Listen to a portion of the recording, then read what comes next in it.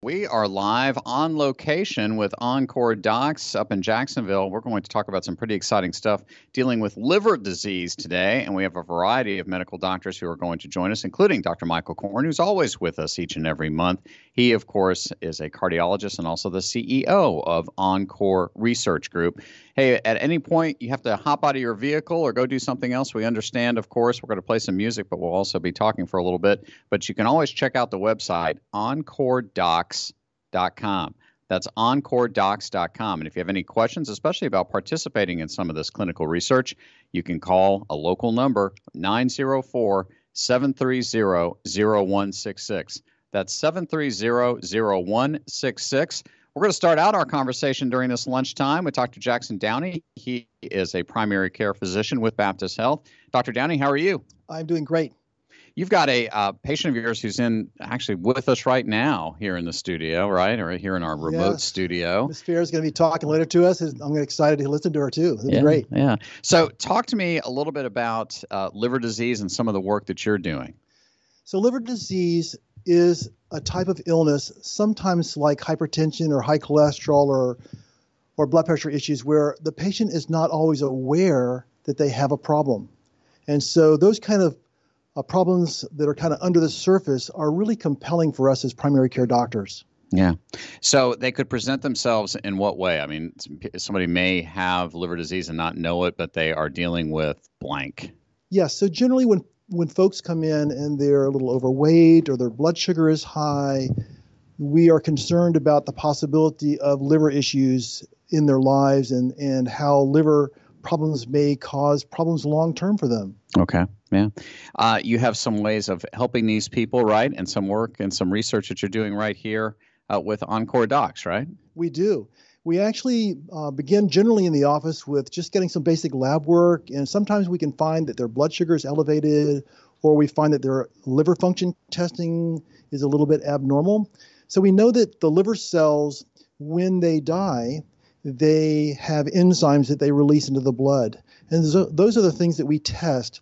And so generally, the liver enzyme levels are normal, and then that's great. But if they're high, we know that those liver cells are turning over too fast and dying too fast. There's something going on with the liver in that particular case. And so that kind of clues us into being able to say, hey, there's something going on here. How can we figure out what's going on with this patient? Right. Left untreated, what happens? Kind of take us down that dark road. So generally, about 100 years ago, we knew that the number one cause of liver failure and potential death from liver failure was due to people that used lots of alcohol. But 50 years ago, we found out that most patients that had liver failure and death was related to viral hepatitis B and C primarily, although there are other varieties. And so, but now the number one cause of liver failure and death requiring transplant of the liver and things like that is exactly what we're talking about today. Yeah. Talk to me about what a Fibroscan is. So just like when people go in for an ultrasound of their baby during pregnancy, we're able to use that same type of ultrasound machine. It's a painless test. It's really easy to do. And what we can do is we can run it over the liver and we take a peek at the liver to see what the liver looks like. Very good. Hey, if you're just joining us, that's the voice of Dr. Downey, and he, of course, part of the team here with ENCORE Docs. You can participate, too, in all sorts of different forms of clinical research. We're talking today, though, about liver disease. Learn more at EncoreDocs.com. That's EncoreDocs.com. So who are the folks out there that are driving around listening to us today or listening online who should, follow up with one of these scans or do something about potential liver disease? Sure. So certainly if you are overweight and your waist has gotten a little bit larger over time, or you find out from your doctor that your blood sugar is high, your liver tests are a little bit high, then this is a perfect patient to find out exactly what's going on with the liver. So what we do is we just kind of run that scan over the liver, the ultrasound over the liver, and we look at that liver and we kind of measure whether there's a problem with too much fat in the liver or that there's some scarring and things like that. And then there's kind of this natural progression from very mild disease that becomes more prominent over time and become more problematic for the patient. Okay. Once again, that's the voice of Dr. Downey. We say a little bit overweight. I mean, I guess, can we quantify it a little bit more? I guess fairly overweight, not so overweight. I mean, so generally, a lot of it depends upon what your ethnic group is. So a lot of times we find that people that have certain ethnic groups can just be mildly overweight, and yet they have liver problems. Particularly Asian Americans and things like that. So a lot depends upon your ethnicity, but also if we use something called a BMI that looks at how heavy you are, and a BMI over 25 is not normal. A BMI over 30 is called obesity. So you can ask your doctor and say, hey, I know I'm a little bit overweight, but what is my BMI? And if your BMI is over 30, you're a great candidate for something like this. If your BMI is between 25 and 30, you're still a candidate for a scan like this. And certainly you can ask your doctor and say, hey, what are my liver tests? Have you done those tests? Or you could say, how is my blood sugar? Is my blood sugar high? And if it's been a little bit elevated, you're a perfect candidate for a scan like this. If someone could be potentially dealing with liver disease, or could be a prospect, I guess, for this, they can participate in some clinical trials and testing here, right? No doubt about it, because if you order this through your insurance, sometimes it can be a little expensive, but we do them free at our research facility. Okay. All right. Throughout all of Northeast Florida, including offices in St. Augustine and in other places. So, yeah. So you can learn about that by going to ENCOREDocs.com, or you can also call the number that will get you if you're listening to us anywhere in St. Johns County or Northeast Florida. Go to 904-730-0166. That's 904-730-0166. If you know somebody who is dealing with potentially some liver disease, have them tune in. We're going to keep talking about this topic. We are actually live on location with ENCORE Research. EncoreDocs.com is the website we'd like you to check out if you would like to participate in clinical research. There are all sorts of different opportunities depending on what challenges and issues you may be facing. We encourage you once again to check out the website because there's so many opportunities. You need to look there first. EncoreDocs.com. We are talking today, though, about liver disease. Dr. Michael Koren is with us each and every month. We appreciate him. He, of course, is a medical doctor, cardiologist, and also the CEO of ENCORE Research Group. And we have some other doctors here that I'm going to let Dr. Koren introduce, and I'm going to pass it off to you. Sure. Kevin, thanks, as always, for being part of this MedEvidence Hour. And that song is very appropriate, Doctor, Doctor. Actually, for this particular setting, it should be Doctor, Doctor, Doctor. Yes. Because we have three of us here. As a matter of fact, it should be Doctor, Doctor, Doctor, Patient, because we also have a patient here. Yes. So I don't know if that song's out there, Kevin, but if not, we may have to write it. So yes, it's my pleasure to be part of this discussion today. And as a cardiologist, I'm usually arguing that the heart is the center of the universe. But I have to admit the liver is kind of important also. And we like to say is that you can't live, L-I-V-E, without your liver, L-I-V-E-R. Yes. And I have to admit there's some wisdom to that. And just remind people that may not be as familiar with this as others that the liver is basically the body's pharmacist. And it provides some very, very important functions. It neutralizes toxins, and there are plenty out there that we depend on our liver to neutralize. It helps us metabolize our foods and make sure that the stuff that we eat gets to the right place. And it also has a very important role in clotting. And so without these functions, you just can't live. So my experts, I'm sure, will go into some greater detail on that, and I'm looking forward to hear their insights. But the other thing that we want to do is let the community know that as a research group, we actually provide free services. And one of the free services that we provide is what's called a Fibroscan. And as Dr. Downey mentioned on the previous segment, this is a form of what we call ultrasonic elastography, which is a form of ultrasound that tells us what the tissue characterization is of the liver. Is the tissue healthy? Is it sick? Is it in trouble? Is it beyond help? And we're going to dig into some of those details. And this is a neat part of what we do is that we provide the service for free. And we also encourage people that have been diagnosed with some sort of liver disease to possibly participate in our clinical research, which is really, really neat. We actually have a patient here that I'll talk about what that's like. So we're excited to hear from her as well. So with that introduction, Jackson Downey, why don't you tell me a little bit more and tell our audience a little bit more about the different levels of liver disease and why we actually do this test and what you, the information that these tests provide and what you do when you get these results. Thank you so much, Mike.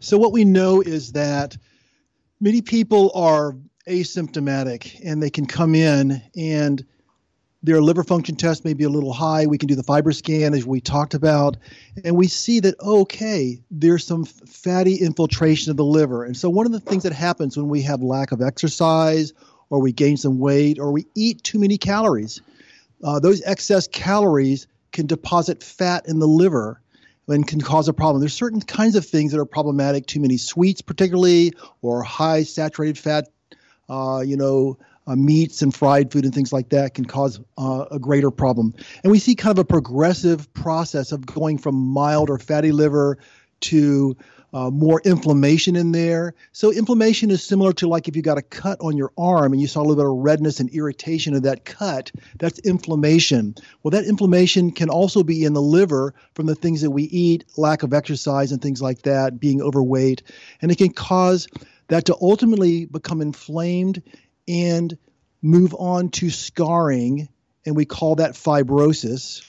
And scarring, it decreases the blood supply to the liver, which can ultimately cause cirrhosis, where the liver kind of shrivels up and is not functional anymore. And Mike talked about those functions of the liver that are so important. The nice thing about this scan is that this problem is reversible. So you start getting exercise, you lose 5 to 10% of your body weight, you start changing your diet and what you eat, and there is some data showing that if you become vegan, I know that may be challenging for some people, but that does make a difference in terms of fatty liver and the progression to more significant liver disease.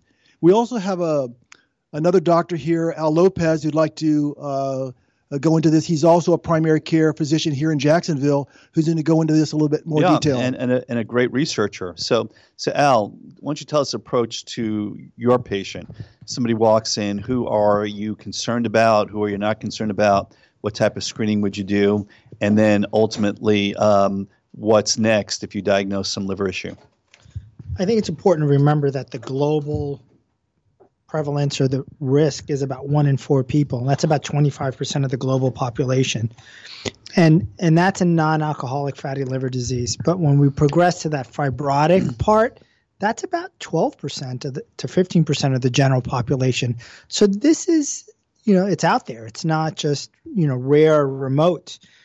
And as, Dr. Downey yourself mentioned, the patients that I really pay most attention to are those patients that are overweight with a BMI over 30, patients that are insulin resistant, have slightly elevated sugar above 90, 88 or 90. I'm starting to watch those. Diabetics have about a 90% chance of, especially with BMI over 35, have a 95% chance of developing non-alcoholic fatty liver disease.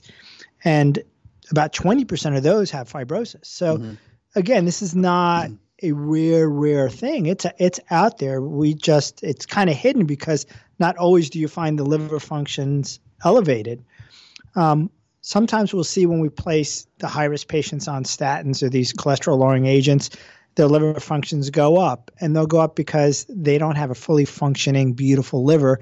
They may be a little scarring, so that liver function will go up, and we'll look and see if they actually at that point have non-alcoholic fatty liver disease. Right, and the term we use for that in medicine are LFTs, or liver function tests. Yeah. And there are very types of liver function tests, but in response to certain medications, both Dr. Lopez and I are big believers in statins, and it's very common, for example, for people to take statins and they see a bump in their liver function tests, and sometimes doctors and patients freak out about it, but you shouldn't freak out. No. You should basically talk to somebody that knows what they're doing and say, okay, what's my next steps, and what might the next steps look like? I think it's looking at slowing down progression and reducing risks. And so we know that there's definite association of boggy liver, then eventually to cirrhosis, potentially worse outcome liver cancer. But Dr. Koren, you're not wrong. There is a definitive correlation. First time I'm not wrong. That's great. There's a direct correlation to alcoholic fatty liver disease and plaque production in the arteries, coronary artery disease, and dysfunction or not properly functioning of the muscle tissue in the heart. So what we call myocardial dysfunction. Sure. So there's a definitive progression as well. So we look at those high-risk patients. Well, again, find that if they are at risk, we may then do a Fibroscan and see, or just a plain ultrasound, see if they do have a boggy and large liver, and at that point, then we'll go for the Fibroscan. Sure. So help people understand that a little bit more. Obviously, imaging is usually the next step of in some way, shape, or form. So explain some of the different modalities, including CT and MRI, and so give people a general sense for that. So, it's most of the time found by either ultrasound, which is just that, like pregnancy, Dr. Downey mentioned, it's just an ultrasound test over the body. It's non-invasive. Put a little gel on the belly, and they'll take a look at that area. Or it's incidentally found on CAT scan. So you may be having a CAT scan for something different, and then we may find, oh, by the way, you've got this kind of fatty liver. It happens a lot. A lot. Yeah. So it can be incidentally found that way. We may then go back if we had a CAT scan to look at an ultrasound to see if it's actually correct. And then from there, we'll go for a Fibroscan. We have treated this in a lot of different ways. And going back to basics, a lot of the drugs we've tried, including statins, didn't work out very well. We've tried pioglitazone, which is a diabetic drug. That has a very mild reduction. Actually, as Dr. Downey mentioned, weight loss and exercise and changing your eating lifestyle has made a big change. It makes a better change than the medications. These newer GLP-1s like liraglutide, semaglutide have worked as well. But we have new drugs that we're doing research on right here in town in Jacksonville that is showing great promise. And that's very exciting.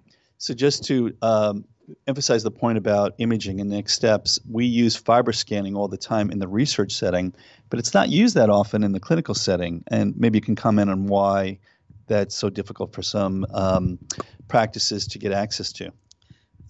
It all comes down to payers. It's very often not covered by insurance. They don't see the great value of it. But if you look at the downstream effect, as I've mentioned before, if we don't identify this early, you lead to more progression and scarring, which could lead to coronary disease, liver cancer.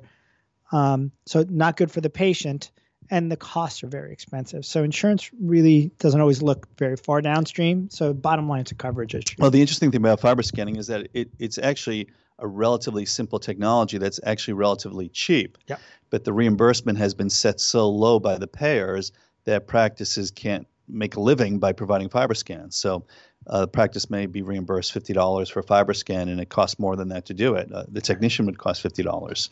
So for that reason, it's very, very difficult for practices to be able to afford providing that service. The nice thing about research is that we have external funding, and we can hire people that are experts in it and do a lot of screening that we provide for free, because we never actually take any money from our patients, nor do we collect any insurance information.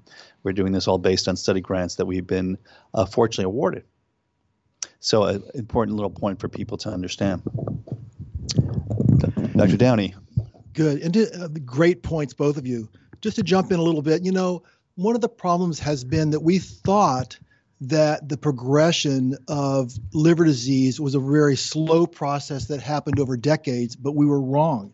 And this can be progressive and can happen over a couple of 2 or 3 years, and much more quickly than we thought in the past. It can be associated with certain medications that we're on, so we want to be aware of those things when we see our doctors to, talk to our doctors. Are there any medications that I'm taking that could be a problem for me? And are there alternative medications that might be better for me that don't cause a problem in this particular area? There's also certain symptoms you can see. There's certain skin findings. If you see little spider-looking blood vessels on your skin, or you've been tired, or you had some nausea, or a change in your stools, it become light-colored. There are certain symptoms that can be things that come up that say, okay, maybe I have a liver disease problem. I need to talk to my doctor about it. Am I having more bruising? Mike Koren talked earlier about the fact that it can check your clotting. So if you're having easy bruisability, these are all some things that you can look at to go, oh, maybe I need to talk to my doctor about this, or maybe I should go get this scan that Dr. Koren talked about that's for free through our research center. That's a terrific insight. So I think we're at about the time where we need to go back to the studio. And so one of my aspirations in life, Kevin, was to be a DJ. And so this is like a bucket list item for me now. So Back to the studio, Jim. Karen and I are both out here on location with ENCORE Research and ENCORE Docs. If either one of us have a heart attack right now, we're in pretty good shape. We are golden.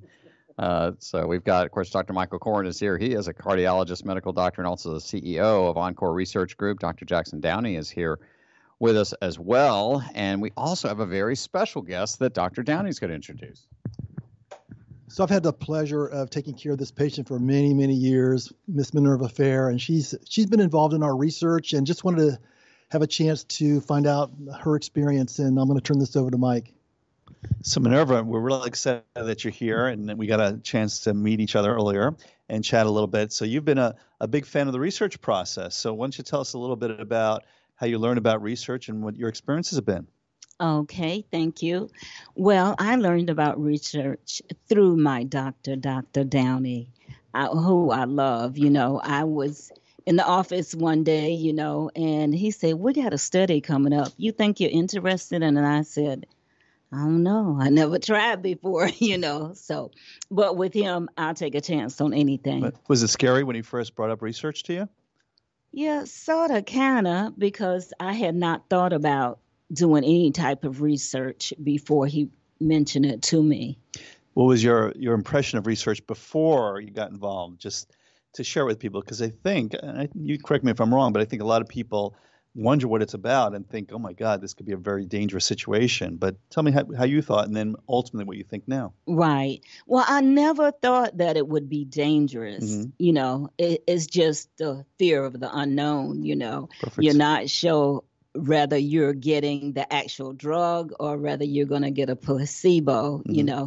So that was the only little question I sort of had in mind. Mm-hmm. But as far as being afraid of it, no, I was never afraid, because like I said, believe in my doctor, and I know that he wouldn't refer me to anything that would Well, you have a harm good me. doctor to believe in. Yes. As an editorial comment. Yes. Yes. And so once I got into it, then I talked to my other friends and my coworkers, and I've tried to get some of them involved, because what I like about it is that maybe what's going on now won't help me, but it could help my children or my grandchildren. That's beautiful. Yeah, that's beautiful. Yes. So tell us what studies you've done, and then tell us how you felt about it after you finished your participation. I have done so many studies. I think I did a restless leg syndrome. I did a diabetes, lots of diabetes studies, and I have done, oh Lord, so many.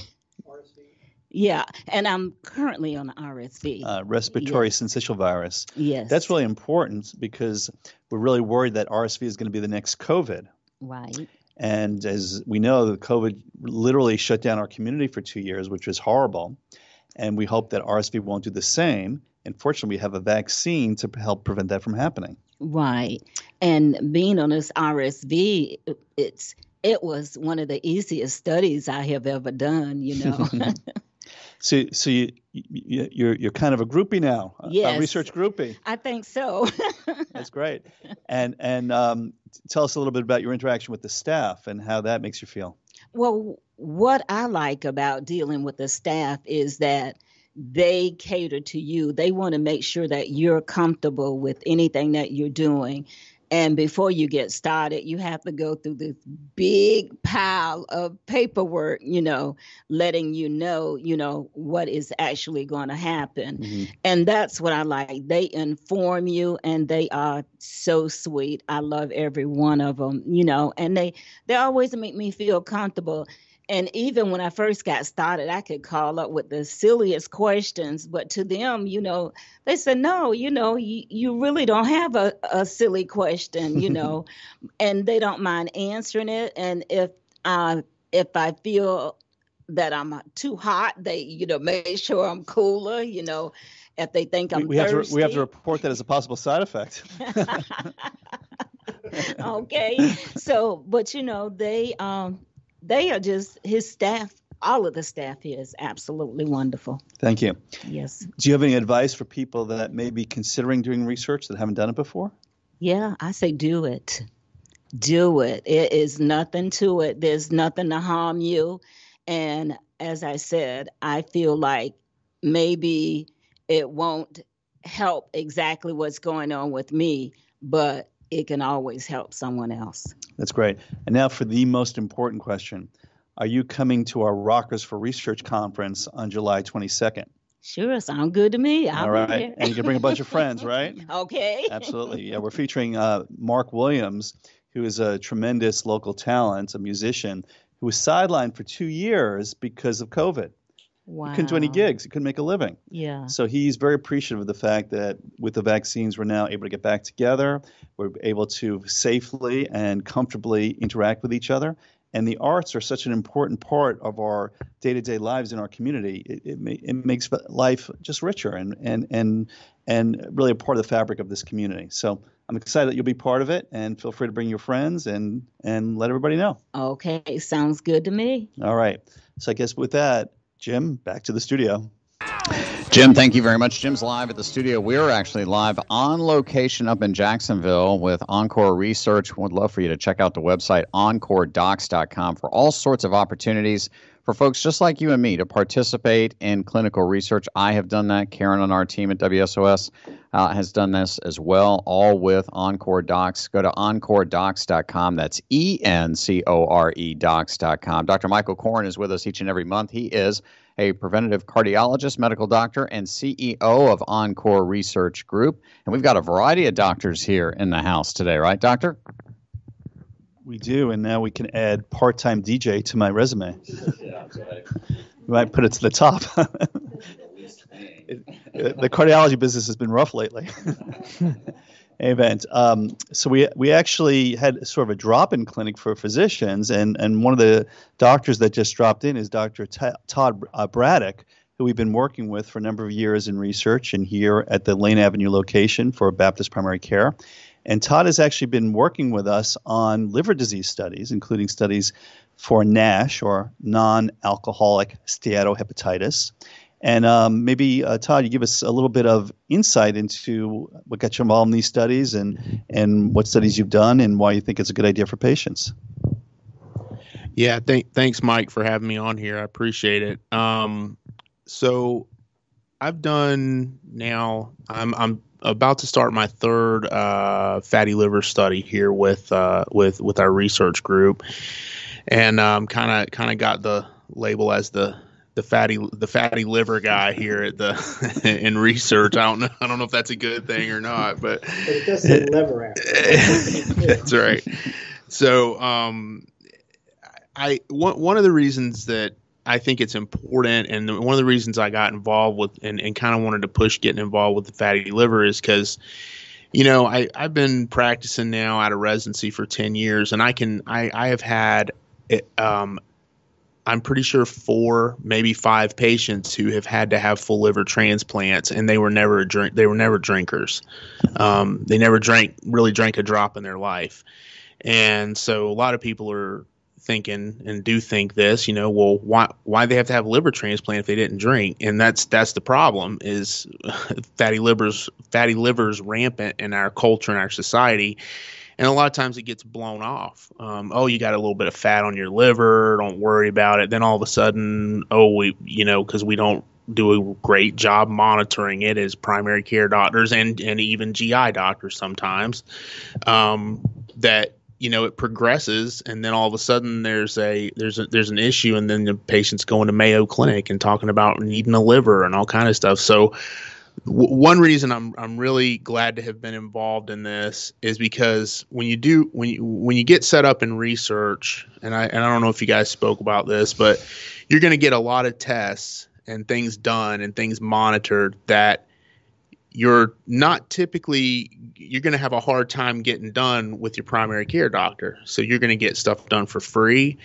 And that's great for fatty liver studies. We get all kind of labs that your insurance would never pay for to categorize where you're at with the different stage of fatty liver or fibrosis. We get sometimes an MRI elastography. We get a Fibroscan, and those are things that, I'll be honest, and I don't know if Al or you guys have done this, but I don't think I've ever ordered MR elastography out of my office, and I couldn't imagine what the process would be to try to get that approved. I did, and it was a big negative. We're not paying for it. Exactly. So you do research, and you get that test done, no cost to yourself. And the other thing is, I've had in doing these studies, and we enroll these patients, I'm able to then give them really accurate information as to where they're at with this fatty liver process. Where do they need to seriously make lifestyle changes, or is so they can take it a lot more seriously when I can put it to them as, okay, you're a fibrotic stage 3 now, or a 2, and a 4 means you got cirrhosis, so that brings it home for patients.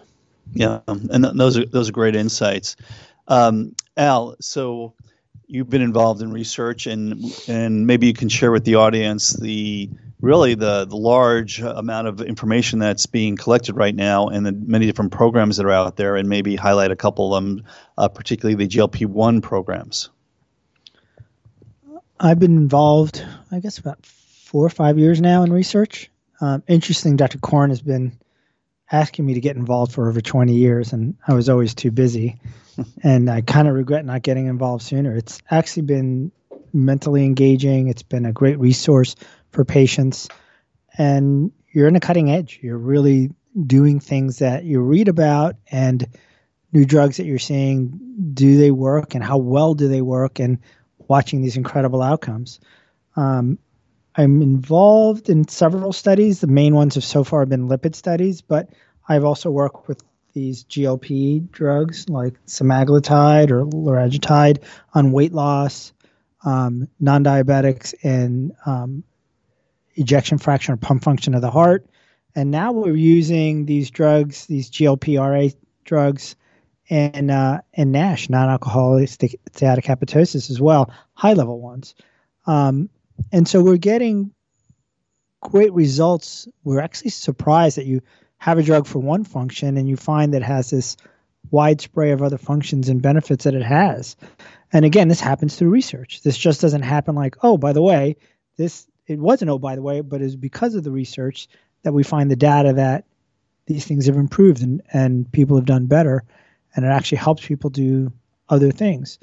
So one of the side effects was the weight loss. Mm-hmm. We were very surprised when we did the diabetic studies on how much weight loss happened. So we noticed that they didn't drop any blood sugars. Well, maybe we'll try it in the non-diabetic. And someone put in for a study, and it was great. And we noticed that people didn't have as much joint pain, and we put in a study for that. And it seemed to be working for that. We found that people actually felt better on the GLPs, and people that were having a hard time breathing because their heart wasn't pumping effectively were pumping better when we went back and looked at echoes and did research studies on that, and found in the diabetic and even the non-diabetic it showed benefits. So research has been, mainstay of why we do so well as patients. We find new things emerging all the time. Yeah, so correct me if I'm wrong, but just for the audience, this GLP-1 class is really interesting, and there are approved drugs in the market like Ozempic and Trulicity that have helped people with diabetic control.